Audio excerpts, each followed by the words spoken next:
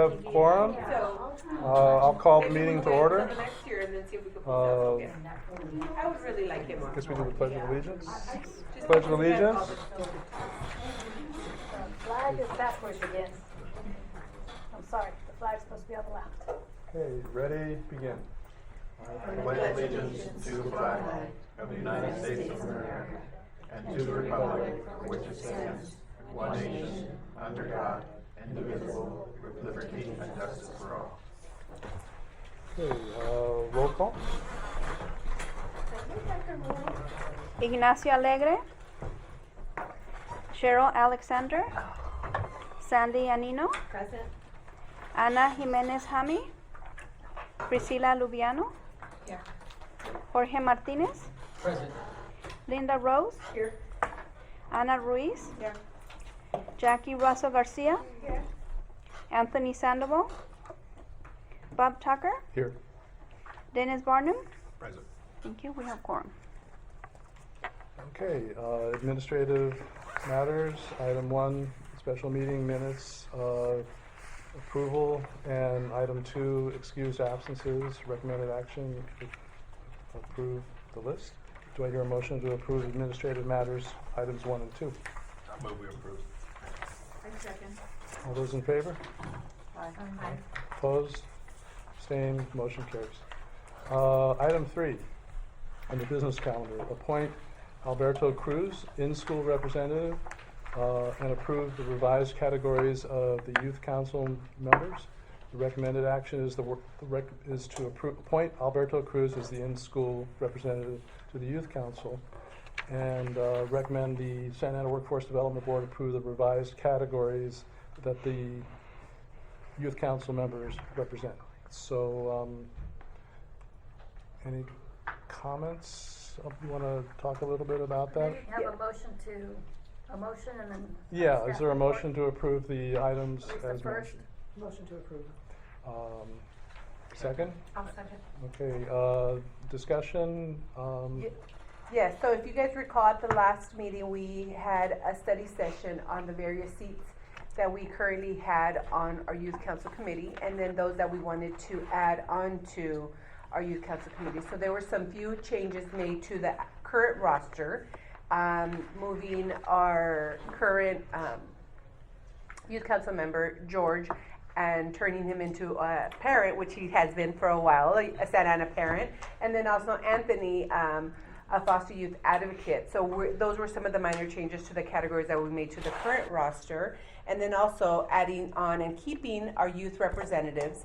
So that's where our new committee member, Alberto, comes on board. But all the other ones stood the same. There weren't any other changes to the categories, as you'll see, other than those 2 initial categories. So, if anybody has any questions. You know, Sandy and I are still following up on a few of Yes. the businesses that was suggested to have a business voice, a private sector voice, and. A homeless youth advocate. So we're working on a homeless youth advocate. I'm getting some contacts so I can follow up with them also. I know that was a big push for that one also. So I am working with somebody that specializes with homeless in general, and they have a few contacts that they're referring me to that I'll reach out to and then meet with them and kind of let them know a little bit about who we are, what we do, what their role would be here in the youth council, and hopefully we could get them on board also. So it takes a little bit of massaging and So we'll bring back Copy. resumes as we get them, yes. for you to look at and then make recommendations to appoint to the youth council. Okay, and Alberto, would you like to share anything?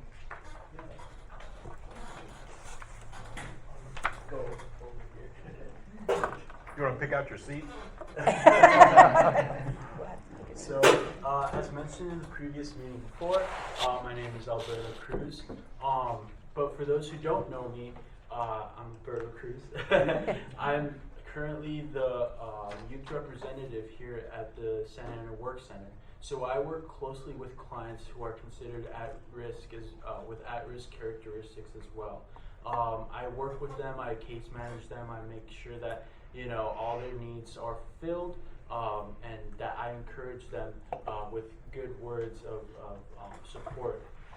So I graduated from Santa Ana College And I also am attending right now Chapman University at 19 years old. So I really, really encouraged to see a lot of Santa Ana youth, come out from, the community and really blossom into awesome people that we see now.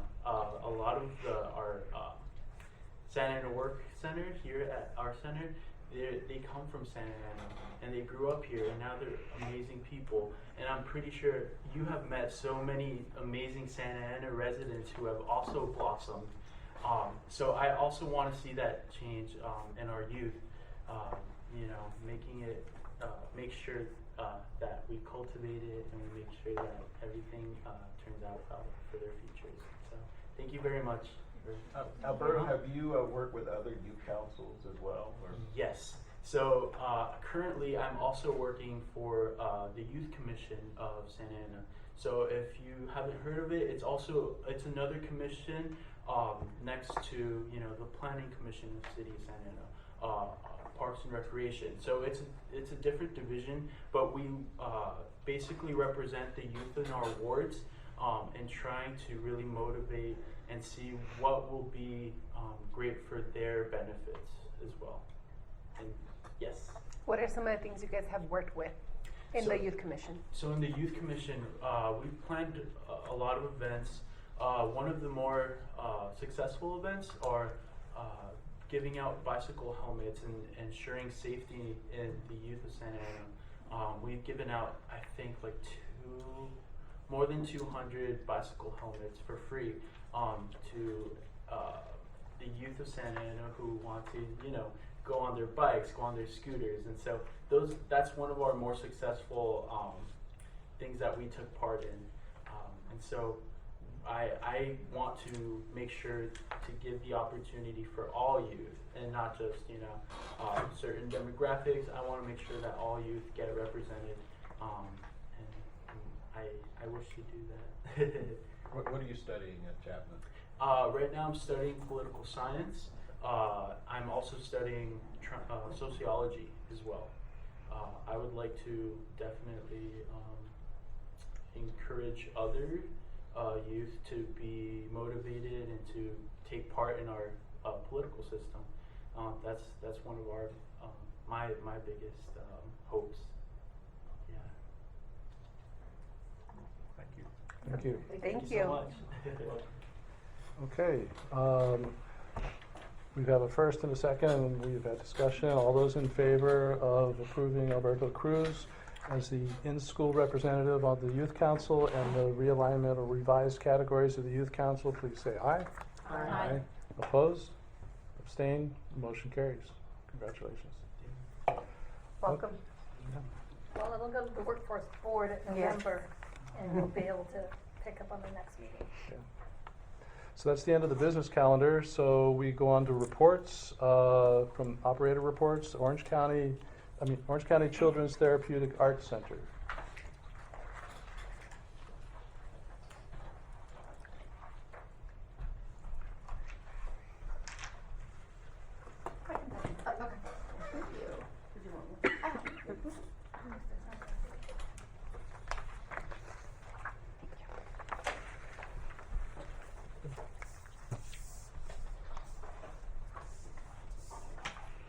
Good evening, everyone. My name is Elizabeth. I am the case manager with the Youth Employment Program at OPAC. So a brief overview of what we've been doing so far. Since the start of the new program year, we have enrolled 8 youth. We have 2 applications that are in the final stages of the enrollment process, and we have carried over 2 participants from the previous 2018-2019 program year. One of the youth that we carried over is close to completing their child care worker certificate, and the second participant needs further assistance as they continue on through their post-secondary education, so we decided to carry them on to this program here. The youth that we serve have one or more of the barriers that are shown on figure 1. And so as we continue with our recruitment, we have been working with community partners and agencies across Orange County. Some of our outreach efforts include attending the Foster Youth College and Career Fair, which took place last August. We will also be attending the seasonal job and employment program fair that will take place later this month. And our program coordinator, Arlene, has been working with several agencies such as the Olive Crest Academy, the Teen Leadership Foundation, New Alternatives, and Wise Place to get more participants into our program. So we are definitely trying to attack all these different agencies to bring in more kids, as you know, because we have a deadline coming soon. So any questions on that portion? Yes? I just wanted to make sure she has made connection with Olive Crest and. Yes. Okay, cause Yes. I sent her all the information, so Yes, I was so hoping she did. She actually met with one of the representatives this Wendy? week. Yeah. However, there is like a difference in terms of the population they serve. She kind of indicated that it would be kind of difficult, like the individuals they serve would kind of maybe not fit the services that we offer. Only because the population tends to be very difficult, so it may not work with us. So that was a challenge, but they indicated that they would send over, potential youth if they have any. So we will keep them in contact and follow up, which is what we've been doing so far. Any other questions on that portion? No? Okay, so for program updates, so far we have begun our weekly workshops. So in fact, we just started our financial aid workshop session. So it's been a 3-part on how to complete the financial aid application since it just opened up this month. So our education and career counselor has been covering just the steps on completing the FAFSA since it is an intimidating application. So we've covered things such as how to create an FSA ID, how to read their tax forms since those are kind of confusing as well. And just those common misconceptions of, what if my parents weren't born here? I don't have a social security number, so what do I do there? So we've been meeting with them one-on-one to help them fill out their financial application for those participants who are attending college. And then other topics that we plan on covering for upcoming workshops will be financial literacy. So we are actually working with the Union Bank, and we hope to have a representative from that bank come down to our center to go over financial literacy. And topics such as how to open up a savings account, a checkings account, budgeting, and retirement, which are important topics that our youth need to be aware of. In addition to these topics, we will also be covering resume building, cover letter, life skills, family planning, job readiness, and entrepreneurial skills. And that's what we've been up to so far. Any questions? No? Okay, so now I would like to read a statement that was written by one of our participants. She was unfortunately unable to attend today's meeting, so she asked me to read this on her behalf. Good evening, my name is Olda Irene Garcia Hernandez. I am a mother of a 3-year-old boy and his name is Luciel. I was an at-home mom before joining the youth employment program and felt like I couldn't do much because finding a babysitter was expensive. So I stayed at home and took care of my son. I then learned about the youth employment program and thought this would be a great opportunity for me as it would allow me to return to school, and it also provided free child care for my son. I am currently working on obtaining my child care worker certificate and should be done by the end of December.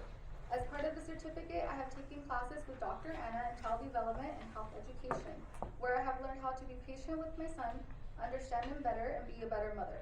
I have learned the importance of reading to him because it's important for his development. My son has speech difficulties, and the Early Start program at Octalk has helped him create more words and small sentences. My son is receiving speech therapy, and I hope this will help me have a better communication with him and understand him better because he tends to get frustrated when I don't understand what he wants. Being in this program has encouraged me to set goals for myself and my son, and it has taught me how to work in a team. It has also helped me improve my communication, and when I need help, they are also always there for me. I have gained employability skills, and I have learned more about myself as well as the importance of setting boundaries. So for my future goal is to be able to open up my own daycare center because I want to be my own boss. This will ultimately allow me to spend more time with my son. Thank you. Any questions? No? Okay, thank you. Thank you. Yes? Thank you. You might want to tell her that will give her no more time with her kids. Well, she wants to be her own boss, so that's right. Her own bosses. Yes. Time consuming. Yes. Thank you. Thank you. Okay, Orange County Conservation Corps.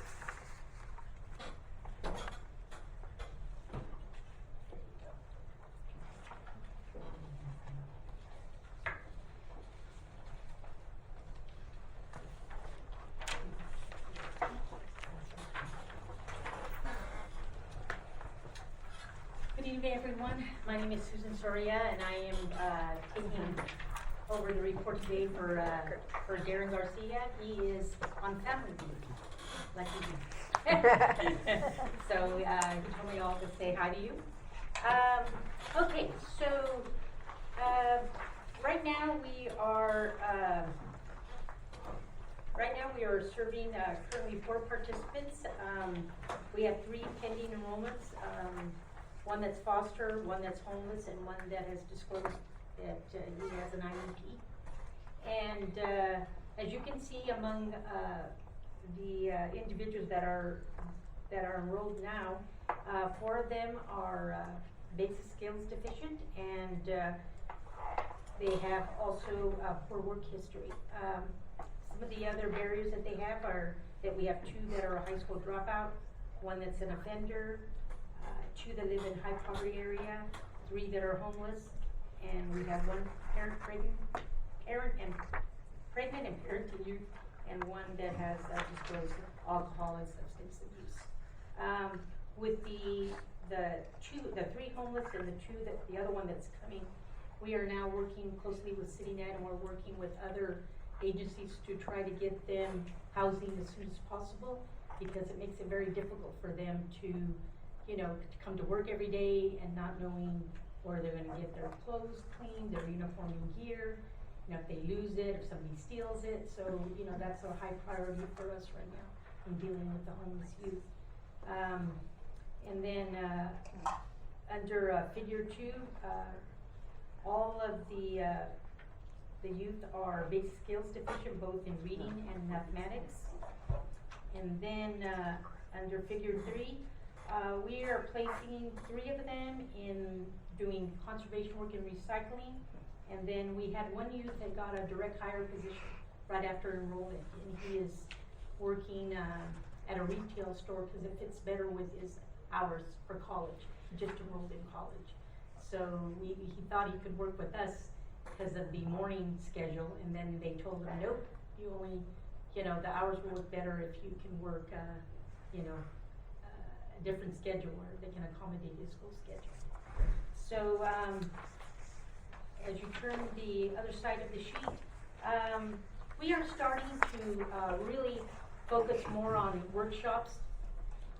The ones that we feel that the core members are asking and that we see they need they need help, especially with financial literacy.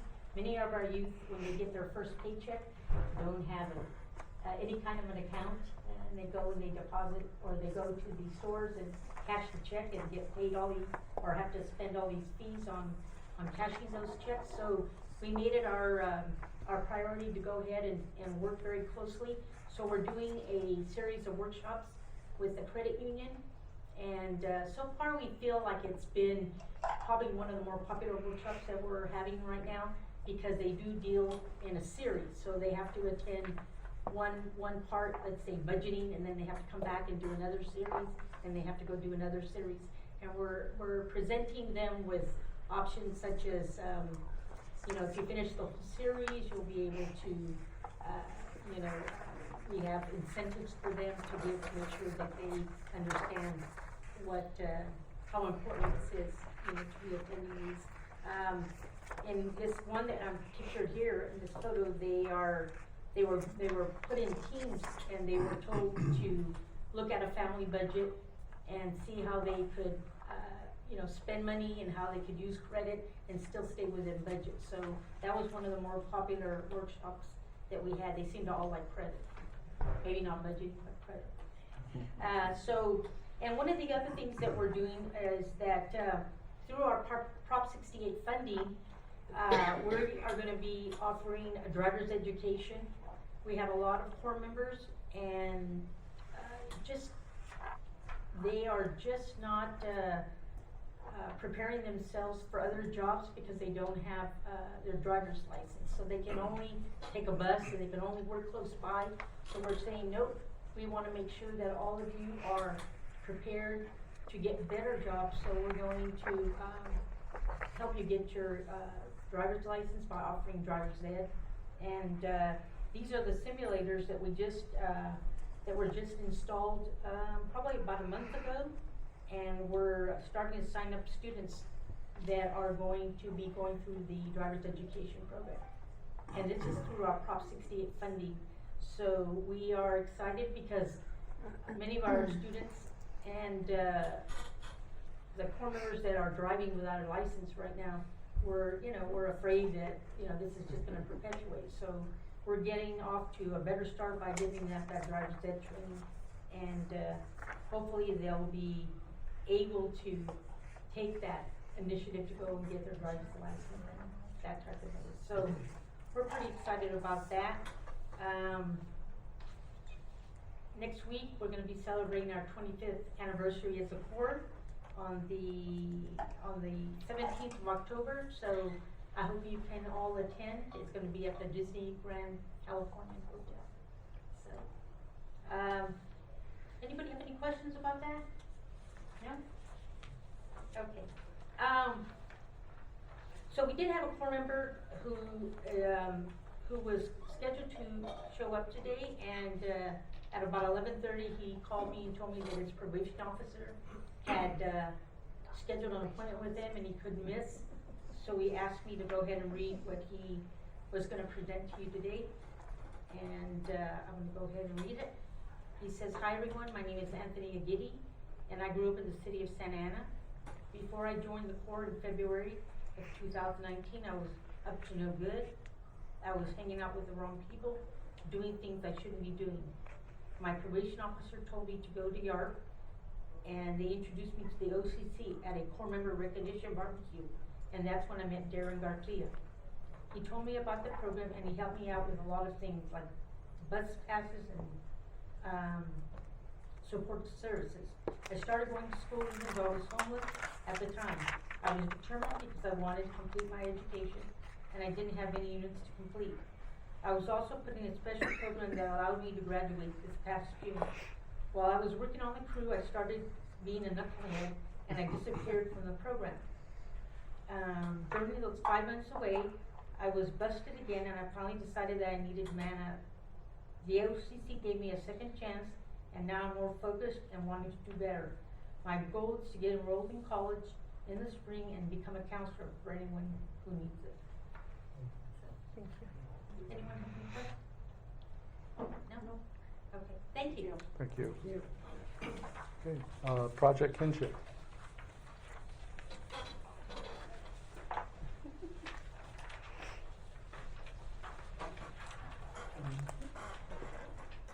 Hi, good evening, everybody.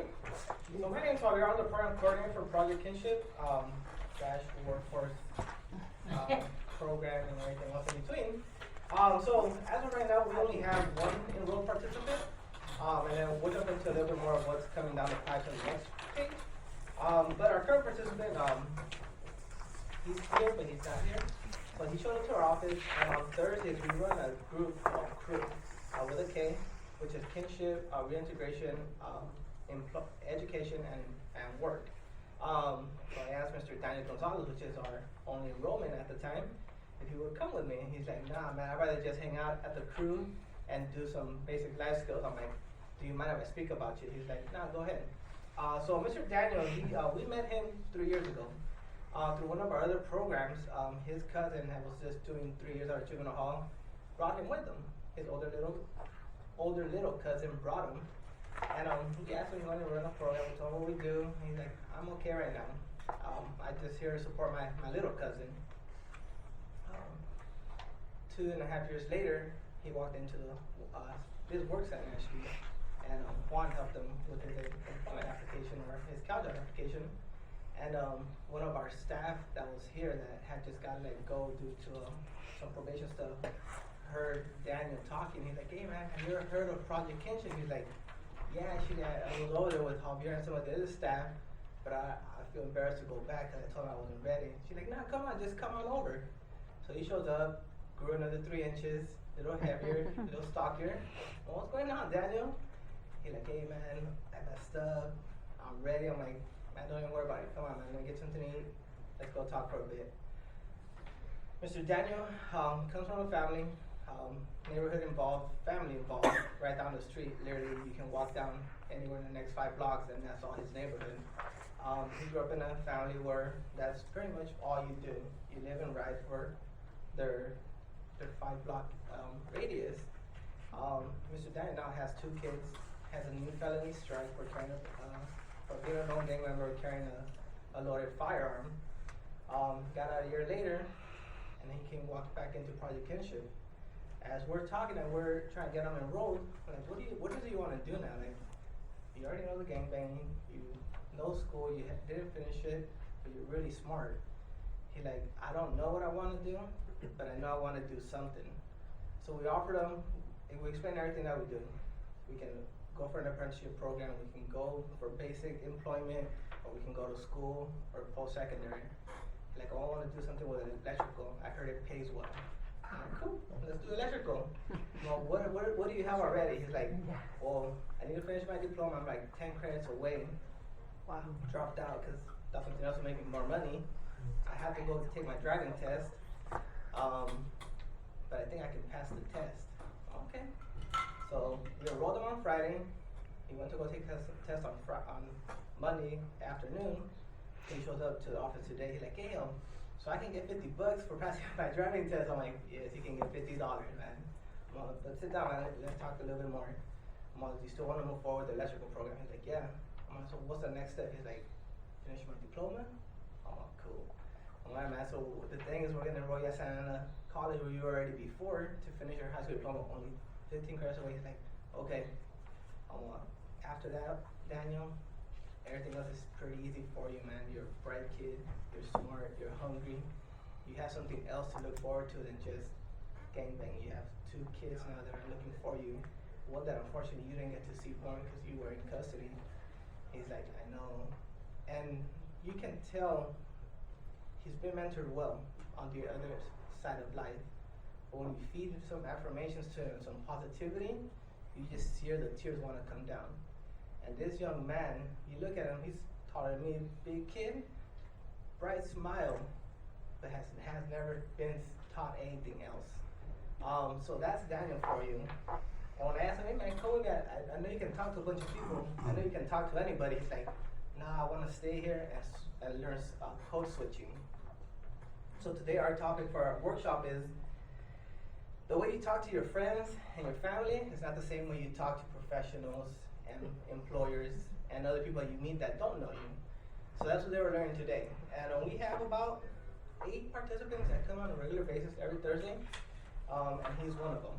He's one that comes constantly, and he's one that kind of pushes the momentum and kind of brings the vibe to the group.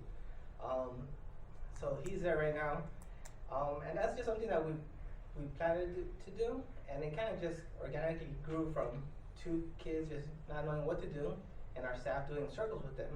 And like, hey, so now what else you want to do? Like, oh, we want to go to field trips, we want to learn different topics. And that's what's been going on for the last 2 months. That's where most of our enrollments will come in. If you turn to the back page, as of right now, we have 9 participants that are in the final stages of completing the paperwork. Some just need to bring in their ID or the social. Some just need parent signatures. So our projections for the end of the month would be a total of 10 enrolled, 8 of those being offenders, 1 a parenting youth, 1 foster, 4 high school dropouts, and 2 homeless. What we're doing is we're going to separate them into cohorts and provide them 8 weeks of training at Project Kinship or through an outside employer. The goal is to have as much as we can at Project Kinship to do 2 things. 1, to have them there and actually be getting that peer support and that mentorship that they don't get on a regular basis, and kind of try to combat going back to their environment and having those negative whispers 24 hours a day. At least this way we can have them there a few more hours and try to encourage them to do a little bit more positive influences and create those positive social behaviors and positive friends. And that's kind of what we're doing now. The other thing is we do plan to partner with Williams Roofing. This guy actually approached us, and we met him through the IRCs, through our Prop 47 program. We were out there in the middle of the night. He approached us like, hey, what do you guys do? And he was there to go put money in one of his employees' books that was in custody. He's like, oh, I'm all about second chances. I want to work with you guys, give you some more information. So he is one that will be taking on our clients, but not as a placement, but as a direct hire. Questions? What have you found most challenging with regards to enrollments? For us, it's been more of for our participants disclosing or giving, asking when we ask for income, or especially for the parenting youth and the IEPs, providing with a proof of your child, providing with a birth certificate, or have you ever had an IEP? And that's something similar that's actually been an issue since we've been doing WIOA and other grant programs. It's a lot harder for our clients to disclose an IEP upon enrollment, but then we do find out at the end. So those have been our struggles. I think just getting the documentation in, because they're there, and then we're like, hey man, did you bring your stuff? He's like, oh, I'll bring it tomorrow. I'm like, please just shoot me a picture, send me a message with it. And so I said, okay. And they won't send it in, they'll show up again. Like, hey man, where's the paperwork? So, and then as we explain, like, look, I can't give you anything until you bring it in. They're like, oh, okay, let me hold on, let me call my mom, or let me go get it. So that's been the struggle the most. Yeah.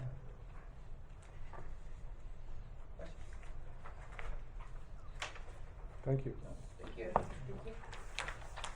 Okay, comments, public comments, members of the public that would like to address the Youth Commission. There was a couple updates I wanted to do Oh, with okay. regards to the navigator and so forth, these things that are coming Okay. down. We have 2 monitorings that the providers are excited and waiting to to get state monitors. We should be getting EO monitored, equal opportunity, ADA, all that fun stuff, making sure that we're in compliance. Our providers are in compliance, our paperwork is in compliance. That should be happening in January. We've already got a notice, and we're also getting program monitored by the state, and that's happening in December. December 9th, or the week of December 9th. December 9th. So both of those, one will be here for, the EO monitoring will be here for about a day, and then the state monitor for the program monitoring will be here for an entire week, looking at youth files. This year, every year they focus on either the adult or the youth. This year they'll be focusing on youth. So our providers are going to be the lucky ones getting their files reviewed. Also, our previous providers will potentially be, their files will be chosen to also be monitored. So we've been getting ramped up. We are looking to meet with them in the next couple of weeks. We have moved our YSPN meetings to quarterly to give them an opportunity to focus on enrollments. We are a little behind in our enrollments, which I'm pushing to make sure we meet that deadline. Everybody needs to meet their enrollment deadline by December. And so we've been working with the providers, and our eligibility, Juan, technician, has been working with them also to try and get their enrollments in. So I wanted to make sure they were aware of all of those items that are happening.